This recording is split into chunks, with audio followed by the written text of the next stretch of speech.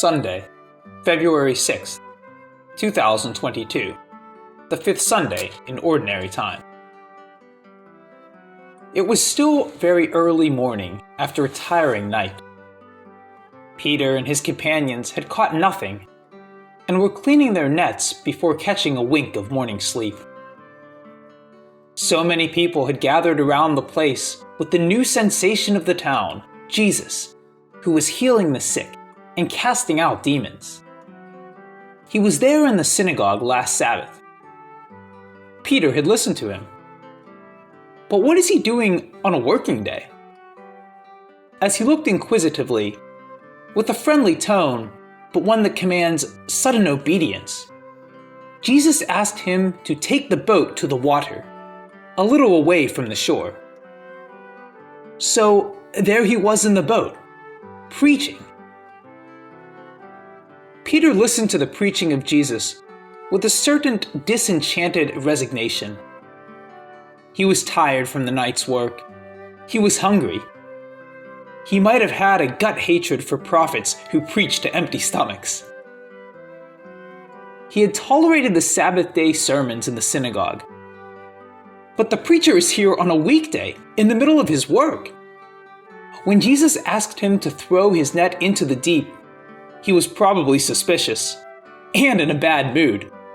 He might have imagined, this man will be disproved in public for this stupid move. Catching fish is a different and difficult trade, not like preaching in the synagogue. Moreover, is he not a carpenter? What does he know about fishing? Does he take me for a fool? Don't I know this sea more than this carpenter guy can ever know? I wonder if he even knows how to swim. Anyways, Peter, giving a weak resistance to Jesus' suggestion, throws the net into his all-too-familiar sea that refused to give him any fish at that time and in that place. Then, to his surprise, shaken to the core, Peter finds his net full. Suddenly, fear dawned on him, like the prophets of the Old Testament who saw God face to face. Peter was always a little clumsy in dealing with his emotions, and often spoke out of his heart with no guise. He asked Jesus to leave him. All his suspicious thoughts start honking in his head like unruly drivers in a traffic jam. With his sinful, suspicious thoughts, he could not stand the holiness of Jesus. By the time he finished his confession, the carpenter had grown into a figure touching heaven and earth, into the cosmic Christ. Jesus, instead of departing, made his company with Peter a long-lasting company. Yes, Peter was in the company of God. A friend wrote, if Peter were a shrewd little businessman, he would have found money in that catch and cajoled Jesus into staying with him instead of following him. Then he could have made large catches every day without toil and made a lot of money. The God experience of Peter, in the middle of his work, is a new mode of knowing God. Until now, such divine encounters were made in the temples, to the priests, or to the prophets on Sabbath days. A God who gives his vision to an ordinary person on a weekday is a metaphor for a new way of encountering God. A metaphor of the God who walks out of the temple to be with his people.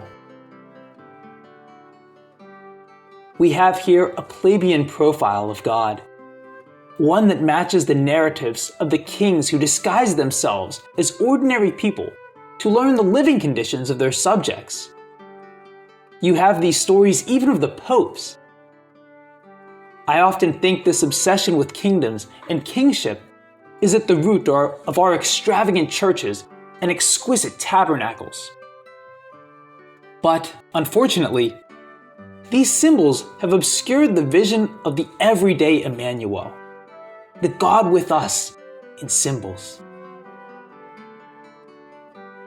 The plebeian God who lives among his people during the ordinary days is a threat to my mundane, ungodly life. Keeping God pleased in the temple on the Sabbath and leaving him there at the end of the day and returning to one's own mundane life is a luxury that the spiritually privileged enjoyed. A God who lives with his people on weekdays is a threat. He comes to know my real self without the guards and facades of weekend devotions.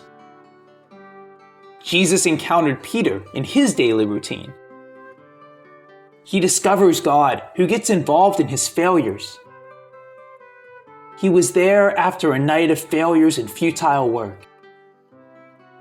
Jesus takes Peter back to the very site of those failures, to the sea, and brings him success, a big catch, out of the same place where he had returned in despair the night before. Peter was courageous enough to revisit the site of his failures with the help of the Lord. It requires an extraordinary simplicity and trust in the Lord to face the failed past, to become empowered by the Lord to reap returns from the very site of failures is a miracle. Never before had Peter experienced a sensation like this, the success when God is with him. He had counted the two common failures and futile weekday work acceptable, since success was hard to come by. When the Lord comes into his weekday life, it suddenly turns out to be a successful day, a Sabbath day.